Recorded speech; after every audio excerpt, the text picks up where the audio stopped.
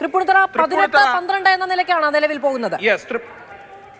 തൃപ്പൂണിത്തുറ ബിനിൽ വിവരങ്ങളുമായി. Binil, Thrippunithura municipality BJP പിടിക്കുമോ? BJP പിടിക്കാനുള്ള സാധ്യതയിലേക്ക് തന്നെ കാര്യങ്ങൾ പോകുന്നു.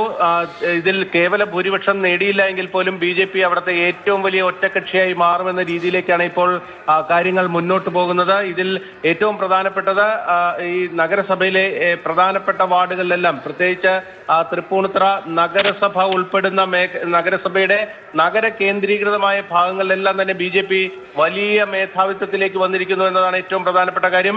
കഴിഞ്ഞ 2 തവണയായി BJP വലിയ വളർച്ച നേടിയിരുന്ന സ്ഥലമാണ് തൃപ്പൂണിത്തുറ മുനിസിപ്പാലിറ്റി. അവിടെ BJP ഭരണത്തിലേക്ക് വന്നാൽ ചരിത്രത്തിൽ ഏറ്റവും പ്രധാനപ്പെട്ട നേട്ടമായി അവർക്ക് എറണാകുളം ജില്ലയിൽ അത് മാറുകയും ചെയ്യും. പ്രത്യേകിച്ച് തൃപ്പൂണിത്തുറയിൽ വലിയ വേരോട്ടം BJPക്ക് കഴിഞ്ഞ കാലങ്ങളിൽ നിയമസഭാ തെരഞ്ഞെടുപ്പിലടക്കം ഉണ്ടായിരുന്നു എന്നത് ഏറ്റവും പ്രധാനപ്പെട്ട കാര്യമാണ്. അവിടെ LDF ആണ് ഇപ്പോൾ ഭരിക്കുന്നത്. LDFന് കേവല ഭൂരിപക്ഷമില്ല എങ്കിൽ പോലും LDF ഭരിച്ചുകൊണ്ടിരിക്കുന്ന തൃപ്പൂണിത്തുറ നഗരസഭ BJP അവിടെ വലിയ മുന്നേറ്റത്തിലേക്ക് പോകുന്നു എന്നതാണ് എറണാകുളത്ത് നിന്നുള്ള വലിയ കാഴ്ച. 15 ഇടങ്ങളിലാണ് 48 ഇടങ്ങളിൽ 15 ഇടങ്ങളിലെ ലീഡ് നിലയാണ് ഇനി അറിയേണ്ടത് നമുക്ക്.